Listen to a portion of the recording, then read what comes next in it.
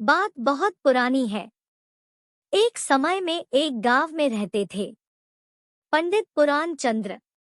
पंडित पुराण चंद एक बहुत ही विद्वान और ज्ञानी पंडित थे। उनके समान शस्त्रों का ज्ञानी पूरे इलाके में कोई नहीं था। पंडित जी स्वभाव से बहुत ही सरल और सज्जन व्यक्ति थे। अपनी पंडिताई पर उन्हें तनिक भी अहंकार नहीं था। सबसे वो बहुत विनम्र भाव से मिलते। पंडित पुराणचंद के मन में छल कपट बिल्कुल भी नहीं था। जो भी यजमान पूजा पाठ करवाते उनसे पंडित जी ने कभी दक्षिणा की मांग नहीं की। यजमान जो भी अपनी खुशी से दे देते पंडित जी बिना कुछ कहे वो रख लेते। उनकी इस फल मनसाही का लोग फायदा भी उठाते थे। नतीजा ये कि पंडित जी का जीवन बड़े ही अभाव में कट रहा था। कई बार तो घर में खाने को दाना भी न मिलता। उनकी पत्नी अक्सर उनसे कहती कि आप भी कैसे पंडित हो, मेरी मानो तो कभी कभी यजमान को कुछ इधर उधर की बात कर कुछ ज्यादा दक्षिण कमा लिया करो, इसमें कोई बुराई नहीं है। परंतु पंडित जी कहते, मेरे लिए वो सब कुछ करना पाप करने के बराबर है। मैं इसी से संतुष्ट हूँ। जीने के लिए और क्या चाहिए? जो भी हो, मैं पाप की कमाई को कभी हाथ नहीं लगाऊंगा। इसी से मेरा मन शांत रहता है। पत्नी उनकी भावनाओं को समझते हुए चुप हो जाती थी। इसी तरह से दिन बीत रहे थे। एक दिन पंडित जी को एक दूर गांव से पूजा पाठ का निमंत्रण मिला। गांव काफी दूर था। सारा काम निपटाकर पंडित जी वापस अपने घर की तरफ चल पड़े। रास्ता लंबा था तो पंडित जी को भूख सताने लगी। चलते चलते वो राजा के महल के पास से गुजरे तो पता चला कि महल में हर समय भूखे लोगों को खाना खिलाने की व्यवस्था रहती है।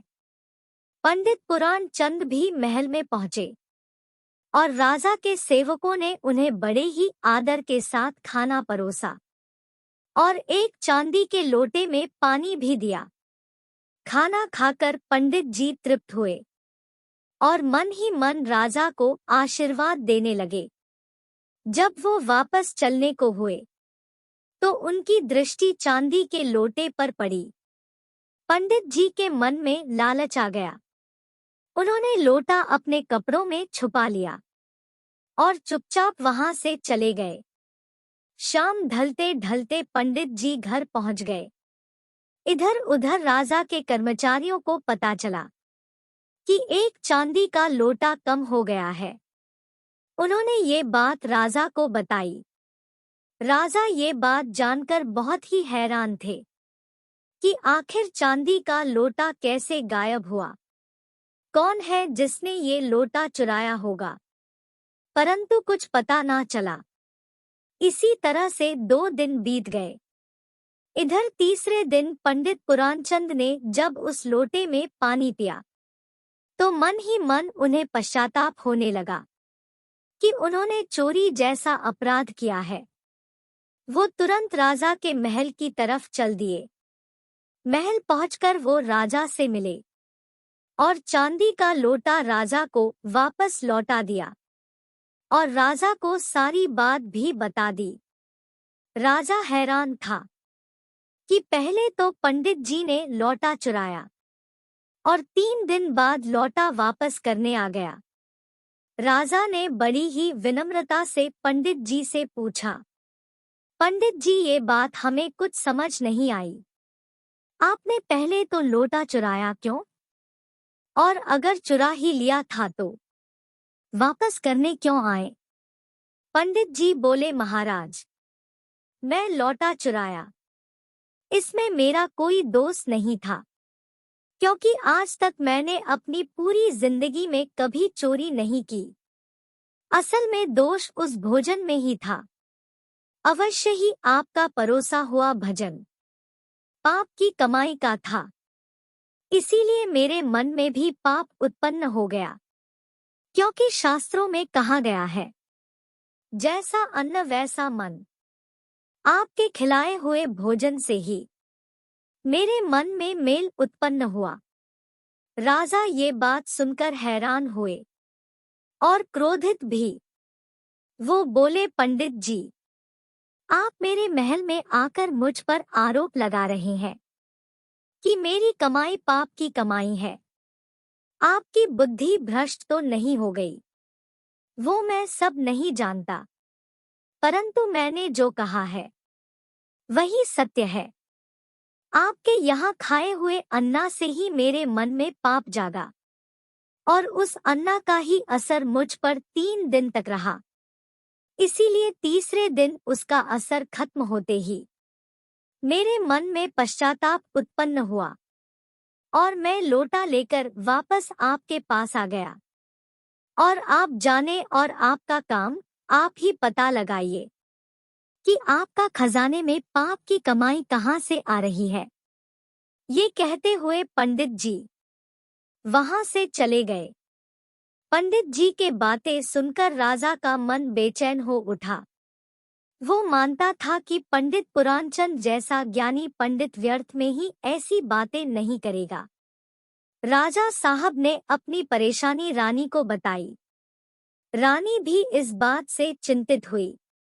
आखिरकार रानी ने राजा साहब को एक सुझाव दिया कि आप अपना भेष बदल कर जाइए और राज्य में घूमिए, तभी आपको इस रहस्य का पता चलेगा। राजा को रानी की बात सही लगी। अगली ही सुबह राजा ने एक साधारण से गांव के आदमी का भेष बनाया और अपने ही नगर में घूमने लगे।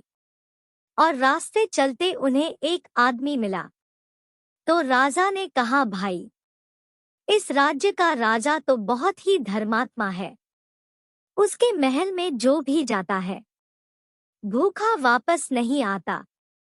भगवान करे ऐसे राजा साहब की उम्र बहुत ही लंबी हो।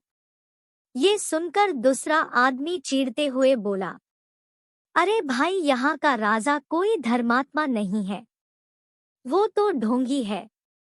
ढोंगी बस अच्छा होने का दिखावा करता है। क्या मतलब है तुम्हारा? और नहीं तो क्या, पूरे नगर से वो दोगुना लगान वसूल करके अपना खजाना भरता है। ऐसा पापी है वो। ये सुनकर राजा के पांव तले जमीन खिसक गई। राजा बिना कुछ बोले आगे बढ़ गया। इसी तरह से राजा ने आगे कई लोगों को अपनी तारीफ की, परंतु हर कोई राजा को कोसता और यही कहता कि राजा 2 गुना लगान वसूल करके अपना खजाना भरता है। राजा को मन ही मन बहुत दुख सताने लगा कि उसे इस बात की जानकारी ही नहीं है कि उसके नाक के नीचे ये सब घोटाला हो रहा है। राजा महल वापस आ गया। राजा ने वापस अपने राजसी वस्त्र पहन लिए और तुरंत आदेश दिया कि राज्य के खजाना मंत्री को पेश किया जाए। सिपाहियों ने खजाना मंत्री को राजा के सामने हाजिर किया। राजा ने सीधा प्रश्न खजाना मंत्री से पूछा, क्या ये सच है कि राज्य की जनता से 2 गुना लगान वसूल किया जा रहा है, जबकि हमने ऐसा कोई आदेश दिया ही नहीं? ये सुनकर मंत्री जी की आंखें शर्म से झुक गई। मंत्री को तुरंत कारागार में डालने का आदेश दे दिया गया। अब राजा को समझ आ गया कि पंडित पुराणचंद की बात सही थी कि मेरे खजाने में पाप की कमाई आ रही थी। राजा साहब ने तुरंत घोषणा करवाई कि जनता से इस साल का लगान नहीं लिया जाएगा। इस साल का लगान माफ किया जाता है।